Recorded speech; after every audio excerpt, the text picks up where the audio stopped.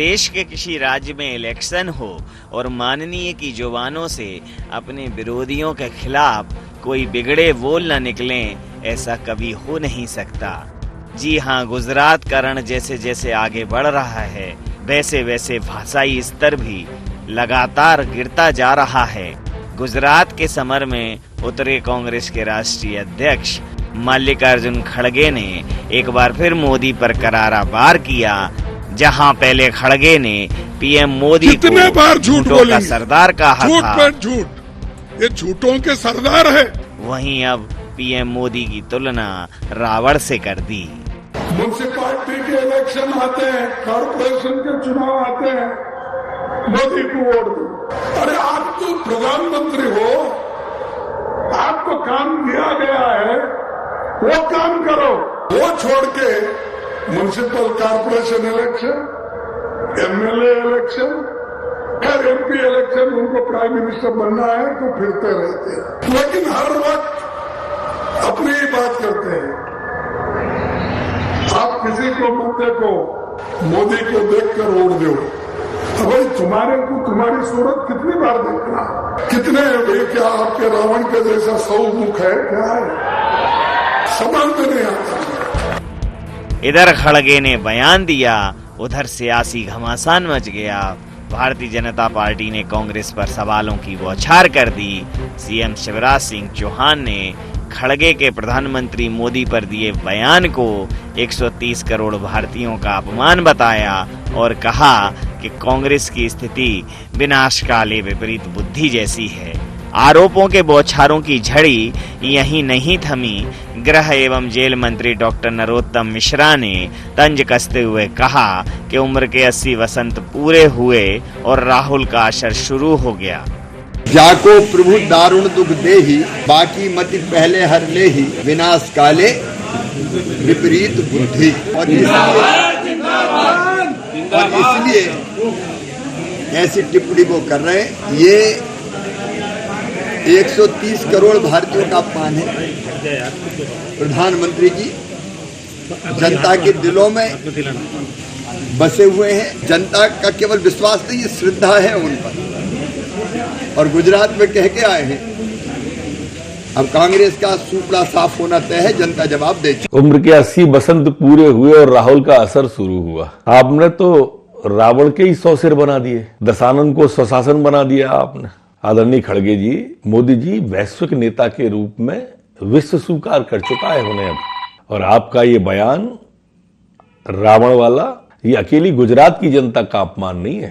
प्रधानमंत्री का पद एक गरिमामयी पद होता है, वो राष्ट्र से जुड़ा होता है, राष्ट्र के स्वाभिमान और सम्मान से जुड़ा होता है। ये पूरे देश का अपमान है। वहीं इस पूरे मामले पर कांग्रेस के तमाम नेता अपने राष्ट्रीय अध्यक्ष मल्लिकार्जुन खड़गे का बचाव करते नजर आए। सही बात खड़गे जी ने कही है कि स्पष्ट है देश के साथ जो अहंकार चल रहा है और जिस तरीके से अहंकार के रूप में बीजेपी कर रही है, ये रावण के अहंकार का प्रतीक है और इसी प्रतीक के माध्यम से देश को गुमराह किया जा रहा है। माफी वो लोग मांगे जिन्होंने इस देश को गुमराह करके मत लेने का काम किया, पर आज देश के मूल मुद्दों से भागते हुए रोज इधर उधर की बात कर। गौरतलब है गुजरात में 1 दिसंबर को पहले चरण का चुनाव है। गुजरात में लंबे वक्त से भारतीय जनता पार्टी का कब्जा है और हर सियासी दल भारतीय जनता पार्टी की लंबी पारी को खत्म करने में पूरे जी जान से जुटा है। यह बात अलग है कि गुजरात में चुनाव है और राहुल गांधी जी की यात्रा गुजरात के ठीक बगल से स्थित प्रदेश यानी कि मध्य प्रदेश से गुजर रही है। बीच बीच में राहुल गांधी जी भी यात्रा से ब्रेक लेकर चुनाव प्रचार के लिए जाते हैं। सभी सियासी दलों का अपना अपना जोर है, लेकिन सियासी रण में गिरती भाषा की मर्यादा निश्चित रूप से निंदनीय है। गौरतलब हो कि जब जब भी मोदी के लिए गलत भाषा का इस्तेमाल हुआ है, तब तब भारतीय जनता पार्टी को इसका लाभ मिला है। तो मल्लिकार्जुन खड़गे के इस बयान का भारतीय जनता पार्टी को क्या लाभ मिलता है, देखना दिलचस्प रहेगा।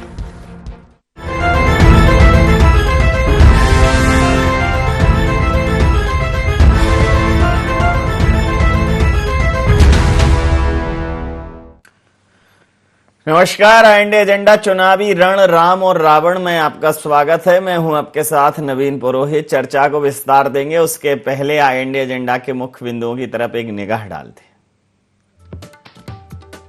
क्यों इलेक्शन में भाषा की मर्यादा लांघते हैं माननीय? क्या खड़गे के बयान से बैकफुट पर कांग्रेस? क्या खड़गे के बयान से भारतीय जनता पार्टी को मिलेगा फायदा? माननीयों के विवादित बयान पर लगाम कब? नमस्कार, इन्हीं सवालों के साथ चर्चा में आप सबका पुनः स्वागत है। मध्य प्रदेश में राहुल गांधी जी की भारत जोड़ो यात्रा चल रही है। पूरा मध्य प्रदेश का कांग्रेस का संगठन उनके साथ कदम ताल कर रहा है। भारतीय जनता पार्टी उस पर तंज कस रही है कि यात्रा मध्य प्रदेश में चल रही है, चुनाव गुजरात में चल रहे हैं। ट्रैक कहीं और है, दौड़ कहीं और रहे। चूंकि भारतीय जनता पार्टी की इस बात पर कांग्रेस पहले ही कह चुकी है कि यह चुनावी यात्रा नहीं है, लेकिन यात्रा में जो बातें होती हैं उनके अपने राजनीतिक निहितार्थ होती हैं, वो उनके अपने राजनीतिक मायने होते हैं।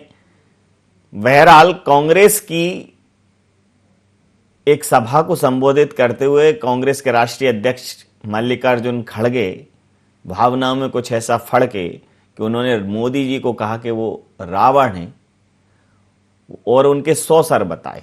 हालांकि 10 हैं।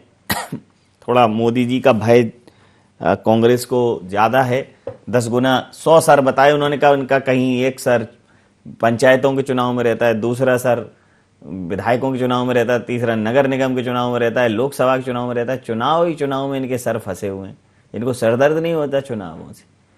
इस पूरे मामले पर भारतीय जनता पार्टी हमलावर है। सीएम शिवराज की बात करें या अन्य बड़े नेताओं की, प्रदेश के गृह मंत्री डॉक्टर नरोत्तम मिश्रा जो गुजरात दौरे पर, उन्होंने कहा कि ये 130 ये पूरे राष्ट्र का अपमान है। शिवराज सिंह चौहान जी बोले 130 करोड़ भारतीयों का अपमान है।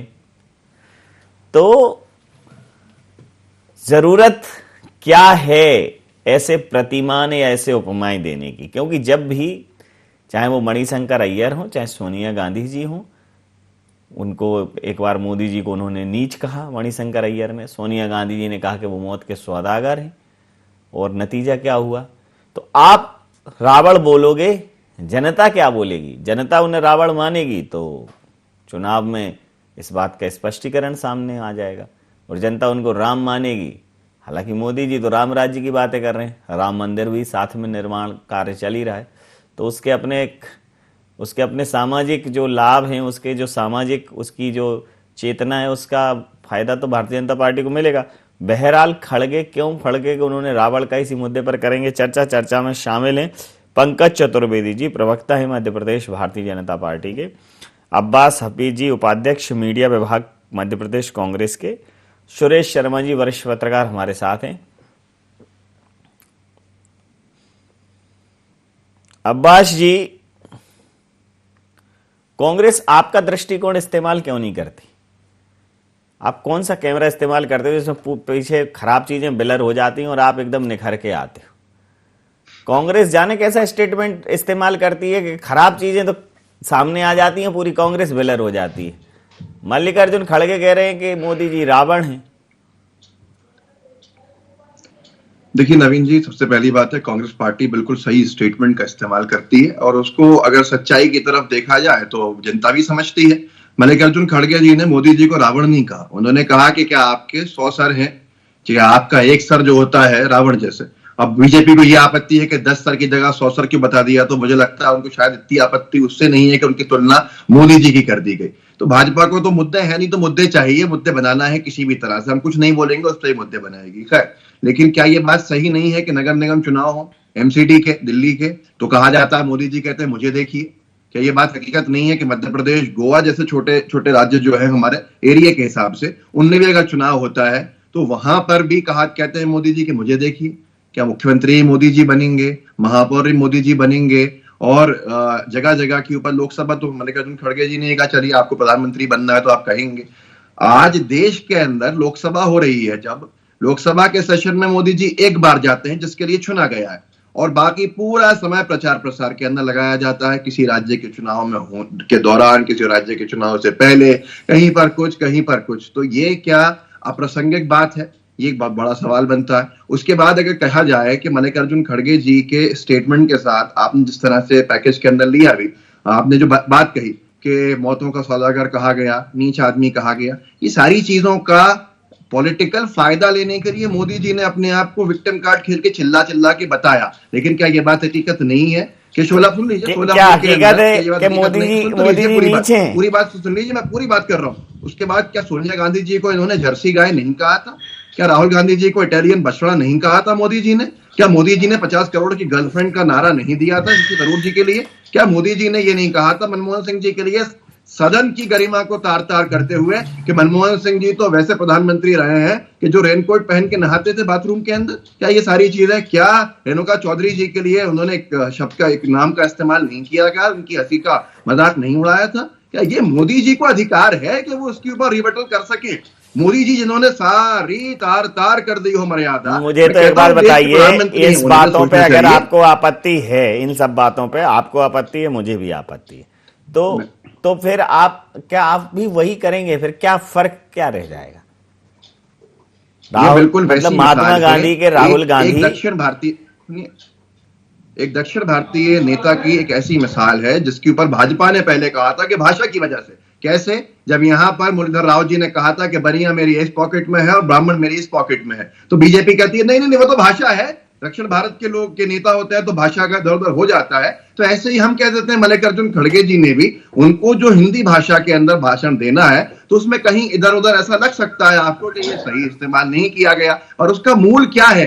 क्या वाकई में आज देश में बेरोजगारी मूल समझ लेता हूं पंकज जी मूल क्या है करने के लिए सदन में काम नहीं करना समझ लेता हूं पंकज जी, मूल पे जाइए। रावण जैसे अहंकारी हो गए मोदी जी। नवीन जी, मूल ये है कि भारतीय जनता पार्टी के नेता, भारतीय जनता पार्टी की कार्यशैली कांग्रेस के लोगों को शूल की भांति चुभ रही है। और जब शूल की भांति आपको सत्तारूढ़ पार्टी भारतीय जनता पार्टी कार्य चुभेंगे तो इस प्रकार की भाषाई अभद्रता अपेक्षित है, विशेषकर कांग्रेस से। आप इस समय नवीन जी एक चीज को और स्मरण दिलाना चाहता हूं कि श्रीमान मधुसूदन मिस्त्री जी, उन्होंने 10 दिन पहले कहा था कि नरेंद्र मोदी को उसकी औकात दिखा देंगे, ये शब्द थे उनके। आज मल्लिकार्जुन खड़गे जी कह रहे हैं कि वो रावण है, कितने सिर हैं उनके। देखिए, सवाल नरेंद्र मोदी जी या भारतीय जनता पार्टी का नवीन जी है ही नहीं। नरेंद्र मोदी जी आज भारतीय जनता पार्टी के नेता होने के साथ साथ इस भारत के प्रधानमंत्री हैं। और यदि भारत के प्रधानमंत्री को कोई औकात दिखाने की बात करेगा, यदि कोई कहेगा कि वो रावण के समान है, पहले उनको मौत का सौदागर कहा गया, मणिशंकर ये ने जो शब्द कहा वो मैं दोहराना नहीं चाहता। ये तमाम प्रकार के शब्दावली इस बात का परिचायक है कि भारतीय जनता पार्टी के नेता नरेंद्र मोदी जी कांग्रेस की सत्ता लिपास के बीच में शूल से चुभ रहे हैं कांग्रेस को। मैं सिर्फ इतना आग्रह करना चाहता हूं कि मुरलीधर राव जी के भाषण का जिक्र किया, उनके भाषण का तो उतना ही हिस्सा तोड़ निकाला, जो कहे कुछ रहते दिखाया कुछ। मल्लिकार्जुन खड़गे जी को यदि हिंदी की समस्या, हिंदी में हाथ उनका तंग है, तो गुजरात में तो हमने देखा ट्रांसलेटर भी, राहुल गांधी जी का बयान ट्रांसलेट हो रहा था तो वो अनुवाद कर सकते थे, किसी और भाषा में बात करके व्यवस्था कर सकते थे। लेकिन मैं इतना जानता हूं ट्रांसलेट नहीं, अब वो कैसे नहीं हो सबके सामने है नवीन जी। लेकिन मैं इतना जानता हूं सर कि मल्लिकार्जुन खड़गे जी एक परिपक्व राजनेता है, 80 वर्ष के राजनेता है, पर्याप्त अनुभव है, 50 साल की उनकी राजनीति है। उतनी हम लोगों की कईयों की उम्र नहीं है जितनी मल्लिकार्जुन जी की राजनीति है। तो उनको उतनी हिंदी भी पता है, उनको राम का, रावण का, शब्दों का, भाषा सबका ज्ञान है। ये जानबूझकर दिया गया वक्तव्य है जो प्रधानमंत्री नरेंद्र मोदी जी का अपमान करने के उद्देश्य से दिया गया है। और इसका उत्तर 1 तारीख को परसों और 5 तारीख को उसके 2 दिन बाद जब गुजरात में चुनाव है, गुजरात की जनता देगी और 8 तारीख को जो परिणाम सामने आएंगे तब समझ में आएगा कि कौन किसके लिए क्या कर रहा है। आप औकात दिखाने की बात कर, शब्द देखिए नवीन जी, मैं कह रहा हूं खूब हमला करिए, जमकर बुराई करिए नरेंद्र मोदी जी की, भारतीय जनता पार्टी की, पर ऐसी भाषा कि नरेंद्र मोदी को औकात दिखा देंगे, ये शब्द। वो कह रहे हैं रावण के जैसे हैं। अरे कौन सी राजनीति कर रहे हो? हम मान रहे हैं कि आप गुजरात में लगातार 25 से अधिक वर्षों से सत्ता से बाहर हो, फिर बाहर रहोगे। देश भर में राजस्थान, छत्तीसगढ़ में बचे, वहां भी आपकी रवानगी तय आने वाले चुनाव में 2023 में। पर इसका आशय यह है कि आप अपमान करोगे प्रधानमंत्री जैसे सम्मानित पद का, भारत का अपमान करोगे आप। कौन सी राजनीतिक शैली लेकर चल रहे हो आप? और राहुल गांधी जी इस पर मौन होते हैं। उनसे जब पूछो तो वो कहते हैं कि नहीं, मैं यात्रा में राजनीति नहीं कर रहा, पूरी राजनीतिक यात्रा है, पर इस पर बात नहीं करेंगे।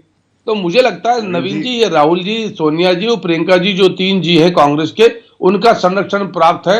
उनके इशारे पर कांग्रेस के राजनेता, चाहे मिस्त्री जी हों या मल्लिकार्जुन खड़गे जी हों, वो जानबूझकर प्रधानमंत्री नरेंद्र मोदी जी पर व्यक्तिगत हमला करते हैं। कभी उनको औकात दिखाने की बात करते हैं, कभी रावण की बात करते हैं, कभी कुछ और कहते हैं। सुरेश शर्मा जी हमारे साथ हैं। सुरेश जी, वो मौत का सौदागर, वो नीच, इन्होंने तो कहा किसी भी संदर्भ प्रसंग लेकिन उसकी जो व्याख्या भारतीय जनता पार्टी ने की है कि भैया उसके बाद जो उस कैंपेन चला, चाय वाला कहा तो चाय वाले का कैंपेन चल गया, ये कह नहीं पाते, वो कैंपेन चला देते हैं। तो बैठे बिठाए अब ये इन्होंने रावण कैंपेन दे दिया और दशानन की जगह सतानन बता दिया। तो जब चलत दशानन डोलत अब नहीं, जब 10 शीर्ष थे तो धरती हिलती थी, अब 100 कर दिया तो कांग्रेस न हिल जाए इससे। क्या कहेंगे? देखिए साहब, राजनीति में जितनी गिरावट भाषा की आ रही है, मुझे लगता है किसी अन्य क्षेत्रों में उतनी गिरावट नहीं है। और राजनेताओं से एक अपेक्षा की जा सकती है कि रुपया और राजनीति की भाषा, ये दोनों ही गिर रहे हैं। रुपया भी उसी अनुपात में जा रहा है, रुपया भी गिर रहा है और भाषा भी गिर रही। तो भाषा के बारे में ध्यान रखना चाहिए। मैंने एक बार अर्जुन सिंह जी से सवाल पूछा था। मैंने कहा एक समय था जब हम सब लोग राजनेताओं को आदर्श मानते थे और अब आदर्श फिल्म स्टार हो गए, आप लोग क्यों पटल से हट गए? हालांकि उन्होंने उसका कोई उत्तर नहीं दिया, लेकिन उनके मौन में भी बड़ा रहस्य था। और आज हमें ये लग रहा है कि हम सब लोग जो है नेताओं को आदर्श मानना छोड़ करके और फिल्म स्टारों को जो आदर्श मानते थे, आज वो नशे और गंदगी में फंसे हुए हैं। तो ये बहुत गंभीरता से लेने वाला विषय है। एक जमाना था पंडित जवाहरलाल नेहरू, इंदिरा गांधी जी, अटल बिहारी वाजपेयी जी, जिनको के नाम सुन करके देश में गर्व की अनुभूति होती थी। युवा उनको अपना प्रेरणा स्रोत मानते थे। लेकिन आज क्या हो गया? मतलब जिसकी तरफ जिसका भी नाम ले हो ना, तो वो नाम ही ऐसा लगता है कि अब इसके ज्यादा क्या बोले। और नरेंद्र मोदी जी की पर्टिकुलरली यदि मैं बात करूं तो वो राजनीति में ऐसा नाम है नरेंद्र मोदी कि जिनका नाम सुनने के बाद विपक्षी वाले जो हैं उनको एकदम से मिर्ची लग जाती है। और ये मिर्ची लगना नहीं चाहिए। राजनीति में हमें होना चाहिए, प्रतिद्वंदता होना चाहिए। कांग्रेस की सरकारें बरसों बरस तक रही। हमने अटल बिहारी वाजपेयी जी के उस भाषण को सुना जिन्होंने उनसे कहा कि हम जो है पंडित जी के बारे में संसद में इतना तीखा बोल जाते थे और वो बोलते थे आज तुम्हारा भाषण बहुत अच्छा रहा, लेकिन आज यदि हम किसी के बारे में बोलेंगे तो दुश्मनी हो जाएगी। तो ये जो दुश्मनी का दौर है, ये बौद्धिक अपरिपक्वता का जो वातावरण है, इसके अंदर आप दुश्मनी, आप विद्वत्तापूर्ण भाषा बोलेंगे तो आपका सम्मान बनेगा, आपकी गरिमा बनेगी। और कांग्रेस में तो होड़ लगी हुई है। हाफिज साहब बहुत सज्जन व्यक्ति हैं, बहुत समझदार हैं, मैं इनका बड़ा सम्मान करता हूं, लेकिन बहुत गंभीरता से लेने वाली बात यह है कि यह गिरावट आफ्टर ऑल जो है इसमें ही क्यों आ रही है और कांग्रेस और भाजपा के बीच में गिरे हुए वाक्य बोलने की प्रतिस्पर्धा क्यों चल रही है। कुछ बातें इनने कही है, निश्चित रूप से वो भी एक जमाने में उठी होंगी, लेकिन लंबे समय से भाजपा की ओर से कोई ऐसा बयान आया हो जिसमें सोनिया गांधी जी, राहुल गांधी जी और इनके बारे में कोई टिप्पणी की गई हो। लेकिन कांग्रेस में 3 महानुभाव जो हैं, प्रियंका जी, राहुल जी और सोनिया जी को प्रसन्न करने के लिए, क्योंकि उन्होंने एक बार मौत का सौदागर कहा था, होड़ लगी हुई है कि हम कितना नीचे गिर करके बोल सकते हैं, कितना क्या बोल सकते हैं। ये देश के लिए कोई बहुत अच्छी वो रास्ता नहीं है कि प्रधानमंत्री के बारे में। मैं बड़ा आश्चर्य हुआ मुझे उस समय जब मधुसूदन मिस्त्री जी तो खुद गुजरात के हैं और वो ये कहते हैं कि हम औकात बता देंगे चुनाव में। ठीक है, इसका एक आशा अलग भी निकलता है कि हम चुनाव के अंदर आपकी सीटें कम कर देंगे, यानी कि राजनीतिक हैसियत बता देंगे। अपन उसको यदि सरलता से लेते हैं तो ये है। लेकिन हमें यह भी साथ साथ देखना पड़ेगा कि हम जब टीवी स्क्रीन पर अनेकों कार्यक्रमों में देखते हैं कि महाशक्तियों के जो शासनाध्यक्ष हैं वो नरेंद्र मोदी के पीछे से रोक करके बात करना चाहते हैं, तो देश को यह मान लेना चाहिए कि इस देश के शासनाध्यक्ष की कितनी बड़ी औकात है। तो ये जो मैं कहता हूं राजनीति के चुरकटियाई से निकल करके बड़े जो पदों पर बैठ गए लोग हैं उन्हें बड़े ही बनना रहना चाहिए। मैं एक बात और कह के अपनी बात समाप्त कर रहा हूं कि बहुत दिन पहले मुझसे किसी से या आप जैसे समझदार व्यक्ति से एक सवाल पूछा गया था कि भारत की सबसे बड़ी समस्या क्या है और उसका निदान क्या हो सकता है। तो बोले साहब सबसे बड़ी समस्या यह है कि बड़े पद सीटों पर, बड़ी कुर्सियों पर बौने लोग बैठ गए। आज हमें बड़ी चिंता सी महसूस हो रही है कि यदि बड़ी कुर्सियों पर बैठे हुए लोगों की भाषा बोनी हो जाएगी तो देश का मार्गदर्शन कौन करेगा? कौन करेगा? अब्बास जी, आपकी तो भाषा भी लंबी, आप स्वयं भी लंबे हो। नवीन जी, ये ज्यादा पुरानी बात नहीं है जो सुरेश शर्मा जी ने कहा एक लंबे समय से। अगर सुरेश शर्मा जी के लिए राजनीति में लंबा समय 3 साल 4 साल हो तो मुझे नहीं मालूम, लेकिन रेनकोट में नहाने वाली बात मनमोहन सिंह जी को भरे सदन के अंदर 10 साल जो प्रधानमंत्री रहे उनसे कही गई थी और खुद स्वयं मोदी जी ने कही थी।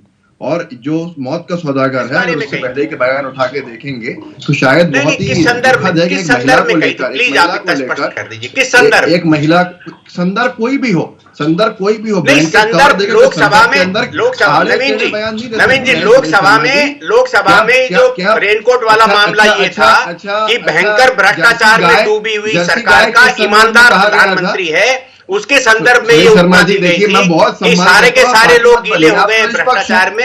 जो प्रधानमंत्री जी है मनमोहन जी, वो रेनकोट पहन करके नहा लेते हैं, खुद गीले नहीं होते। आपको सफाई दे रहे हैं? अरे आपको सफाई देने की जरूरत थोड़ी है, आप तो हमारे सबके मैं सफाई नहीं दे रहा हूँ, मैं सच बता रहा हूँ। जवाब दे देंगे सफाई का अब आगे की बात अगर करें, आगे की अगर मैं तो सच कह रहा हूँ, आगे की अगर बात यदि आज खड़गे जी वाली बात का सुन तो लीजिए, आप तो ऑफेंड हो रहे हैं, सुन तो लीजिए, आपको क्या तकलीफ है समझ में नहीं आ रही। मैं तो आपका सम्मान कर रहा हूँ, तो बात कह रहा हूँ मैं। अब यहाँ पर सबसे बड़ी बात यह है नवीन जी, हमें याद है आज 50 करोड़ की गर्लफ्रेंड के ऊपर पंकज चतुर्वेदी जी भी आपत्ति कर रहे थे और बयान दे रहे थे उस वक्त शशि थरूर जी को संदर्भ में, जब मोदी जी ने कहा था तब पंकज जी के लिए जो भाषा थी मोदी जी की वो बहुत खराब थी, वो बहुत गलत थी। तो आज ये बदल के नहीं कर सकते कि हम के पहले मोदी जी ने और आज ये मोदी जी इस तरह की भाषा का उपयोग नहीं करते हैं। रेणुका चौधरी जी को क्या कहा था, एक महिला होने की हैसियत से अभी की बात है, ज्यादा पुरानी बात नहीं है।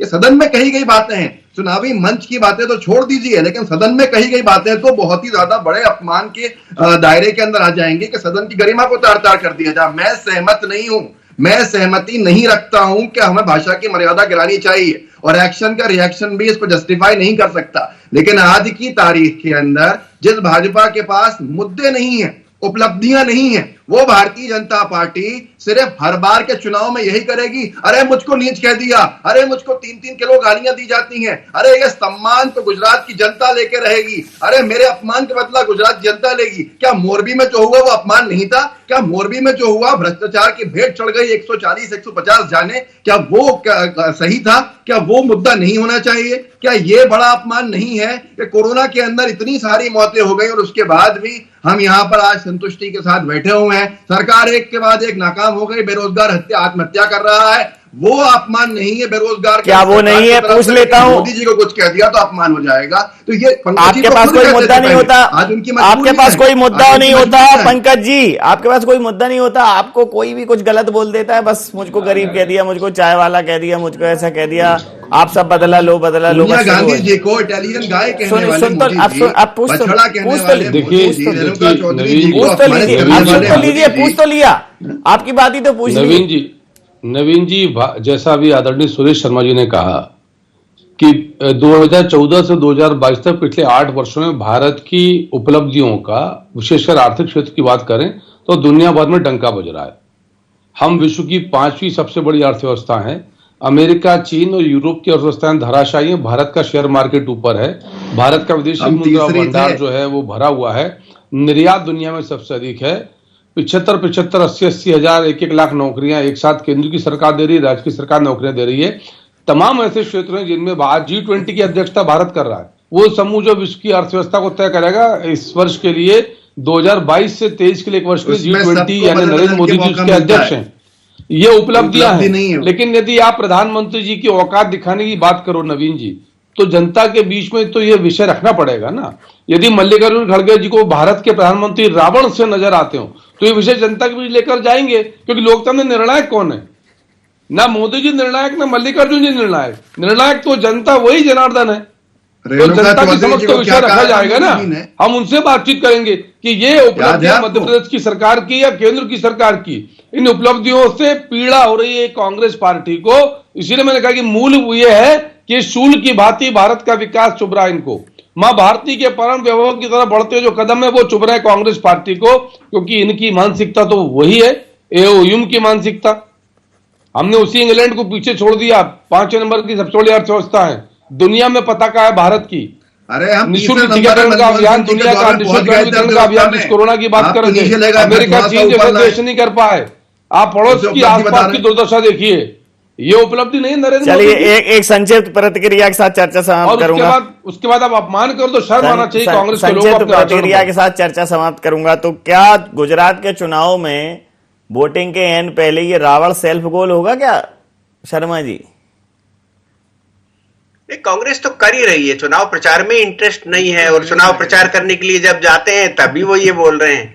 अब बताइए, इधर चुनाव चल रहे हैं, इधर जो है यात्रा निकल रही है, तो राजनीति तो करने का अपना तौर तरीका है कांग्रेस का। लेकिन एक बात से मैं जरूर थोड़ी सी सहमति व्यक्त करूंगा, यदि गंभीर विषय है, बेरोजगारी गंभीर विषय है और अन्य जो है विषय उठाए गए हैं, यदि ये है तो फिर रावण कहने की क्या जरूरत है, वो मुद्दे उठाए ना। सबसे बड़ी बात यह है कि मंच पर चढ़ने के बाद नेता मूल मुद्दे भूल जाते हैं और टीवी पर बैठ करके वो सारे मुद्दे याद रहते हैं। ये दुर्भाग्य है जो है इस समय राजनीति का, कि टीवी पे मुद्दे याद रहेंगे और आम सभा में जाकर के रावण और अन्य बोलने लग जाएंगे। हाफिज भाई से पूछना चाहिए, इनसे सीख के जाना चाहिए था खड़गे जी को, कि भैया वहां जाके रावण की बोलने की बजाय ये मुद्दे बोलिए जो कांग्रेस को कुछ फायदा होगा। अब क्या करें, अब ऐसी हालत बना दी। तो समय सीमा के चलते मैं चर्चा यहां समाप्त करूंगा। आप समस्त महानुभावों का बहुत बहुत धन्यवाद, बहुत बहुत आभार। तो मल्लिकार्जुन खड़गे कुछ यूं भड़के कि मोदी को रावण बता दिया, और यूं कहें कि भारतीय जनता पार्टी को एक कारण दिखा दिया कि जिस पर भारतीय जनता पार्टी अब चुनाव प्रचार के मैदान में जनता के जब पास जाएगी तो कहेगी, देखिए आपके नरेंद्र भाई मोदी को गुजरात के लाल को रावण कहा है। और ये समझना पड़ेगा कि भारतीय जो आम जनमानस है वो थोड़ा मान सम्मान भावनाओं में बहता है, इन सब चीज़ों का फर्क पड़ता है। और हमारे यहाँ तो इन सब के लिए कहा भी गया है कि आओ नहीं, आदर नहीं, नैनन नहीं सने, सो तुलसी ताना जाइए कंचन वर्षे में सोना बरसता रहे। आप उन्हें कुछ भी दे दो, लेकिन अपमान जहाँ होगा वहाँ बर्दाश्त नहीं होगा। तो कहीं इस पूरे मामले को अगर गुजरात के लाल की अस्मिता से जोड़ दिया तो फिर गुजरात का लाल इस एक शब्द से कमाल भी दिखा जाएगा। कांग्रेस को यह समझना पड़ेगा कि मुद्दे की बात है तो मुद्दे की बात कहें। जिन लोगों को हिंदी नहीं आती उनको रटाएं, उनको सिखाएं कि देखिए ये प्रतिमान दें इन लोगों के लिए, उनकी क्लास लगा दे 15-20 दिन 25 दिन की, कि भाई ये उपमेय है, ये उपमान है, ये प्रतिमाएं हैं, प्रतिमान है, ये अलंकार हैं, ये संधि है, समास है, पढ़ा दें। भाई इतने बड़े बड़े पदों पर बैठे, हिंदी नहीं आती तो कोई ऐसा थोड़ी है कि गाली गलौज पर उतर आएंगे। नहीं आती तो इंग्लिश में बोलिए, नहीं आती तो ट्रांसलेटर रखिए, नहीं आती तो चुप रहिए। किसने बोला है कि बोलिए? तो सलीका बोलने का हो तो ही बोलो, नहीं तो चुप्पी भली मुंह ना खोलो, क्योंकि जब भी खोलोगे और कुछ गलत निकलेगा तो फिर उसका नुकसान आपको उठाना पड़ेगा। आई इंडिया एजेंडा में नहीं, आप बने रहिए i24 के साथ और देखते रहिए i24। नमस्कार।